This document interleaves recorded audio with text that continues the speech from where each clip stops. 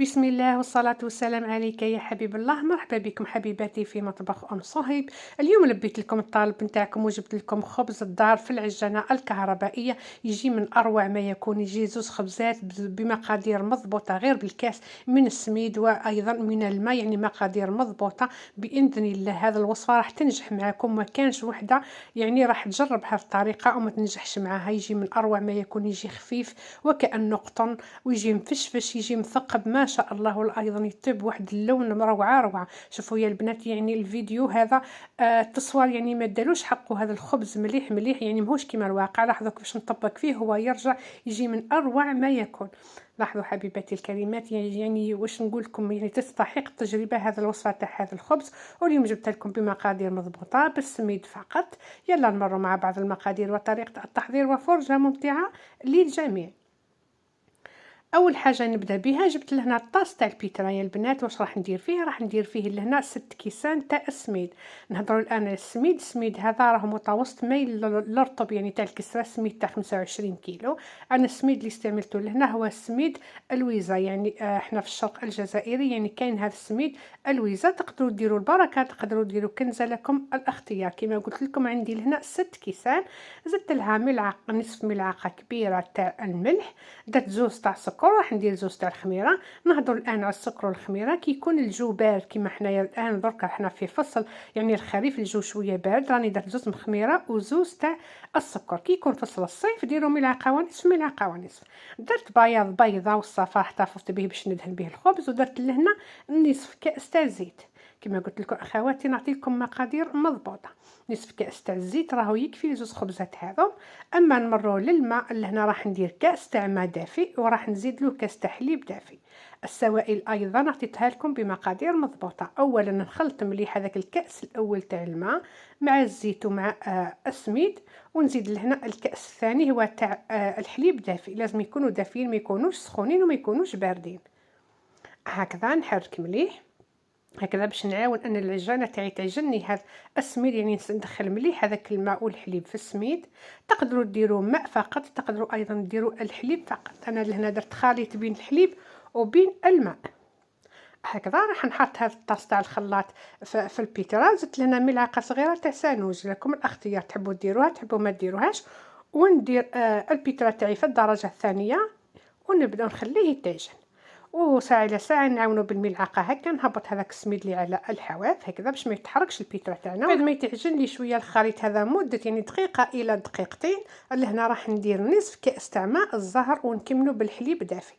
يعني الخليط نتاعنا لهنا لازم يكون دافي. هذا الكاس الثالث، يعني هذا هو الكاس الاخير. نزيد بشويه ونعجن، نزيد بشويه ونعجن.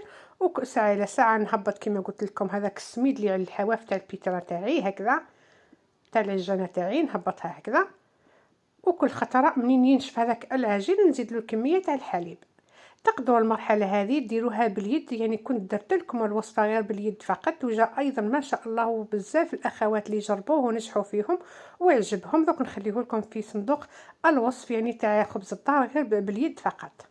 لاحظوا حبيباتي لهنا كملت هذيك الكميه تاع الحليب كامل، يعني نزيد بشويه حتى ينشف كامل هذاك العجين ويتشرب لي هذاك الحليب، ونزيد له بشويه بشويه حتى نكمل الكاس اللي عندي كامل. لهنا حبست يعني من العجن راح ندير كميه تاع زيت هكا في يدي ونهبط هذاك العجين هكذا من البرا هذاك تاع العجانه.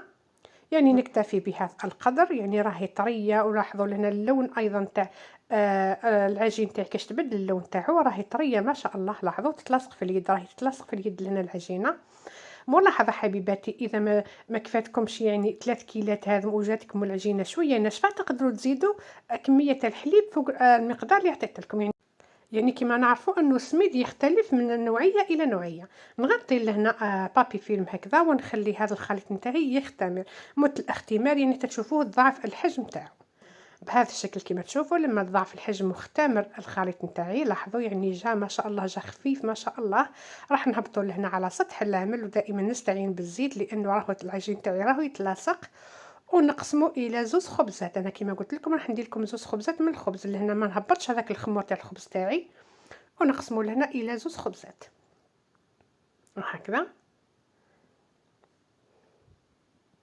في هذه المرحله راني مشعله الفرن تاعي على اقصى درجه من الاسفل فقط. اذا عندكم يعني فور كهربائي ديروه على 180 درجه الى 190. اذا عندكم الكويزينيير الاعلى درجه حتى يسخن مليح الفرن تاعكم. بعد ذلك راح نجيب لهنا الصينيه اللي تدخل الفرن. انا دهنتها لهنا دهنتها بالزبده، يعني الزبده تعطيكم واحد المذاق رائع واحد الاحمرار الخبز تاعكم يجي ما شاء الله. حطيت الخبزه الاولى ونغطي عليها ونخليها من دقيقه الى دقيقتين فقط، يعني تعاود تختمر لي غير شويه فقط باش نقدر نحلها. لما نحلها ما ترجعش معايا هذيك العجين، ونبسطها بيدي فقط ونحاول اني نديرها السمك نتاعها ما تجي خشينه بزاف، ما تجي يعني الخبز تاعي ما يجي خشين ما يجي رقيق وكيما بغيتوا. اذا بغيتوا الخبز تاعكم رقيق رققوا شويه، واذا بغيتوا الخبز تاعكم شويه خشين خشنوا شويه الخبزه تاعكم. هكذا نحلها بهذا الشكل. بعد ذلك لهنا جبت هذاك الصفار البيض اللي كنت خليته في المرحله الاولى، راح نزيد له كميه تاع قهوه ثقيله، وتقدروا ديروا يعني ملعقه او ملعقتين صغار تاع الحليب في بلاصه القهوه.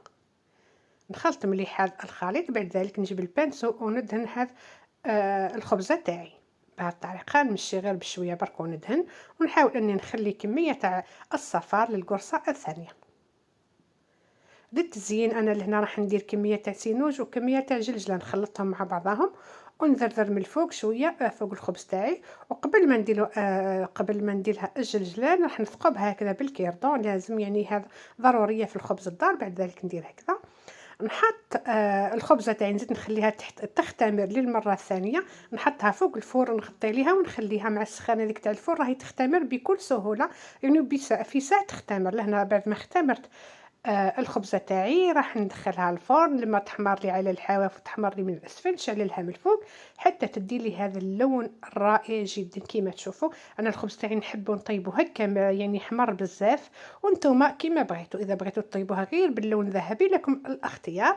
هبطتها يا اخواتي من الفرن، خليتها غير شويه فقط، وبعد ذلك نبدا نفوت هكا على الحواف ونقلبها نحيها، يعني ما تخليوهاش في الصينيه باش ما يعرقش هذاك الخبز نتاعكم. حطيته لنا فوق الصرفيطه بهذا الشكل. بعد ذلك نزيد نقلبها ونخليها حتى تبرد مليح باش نقصها. انا في هذه المرحله زدت حطيت القرصه الثانيه الطيب لي، يعني بعد ما حطيت الاولى زدت حليت الثانيه في الصينيه وحطيت هذاك الصينيه فوق الفرن وخليتها يعني تختمر بعقلها. بعد ما طابت لي القرصه الاولى حطيت الثانيه. حبيبتي الكريمات، لاحظوا الخبز تاعي كيفاه جا من اروع ما يكون، جا خفيف وجا مفشفش وجا طالع ما شاء الله. يعني كما قلت لكم لهنا التصويره ما عطالوش حقه مليح، جا مثقب ما شاء الله، يعني جاو فيه هذوك العيون وكانه مسكوتشو.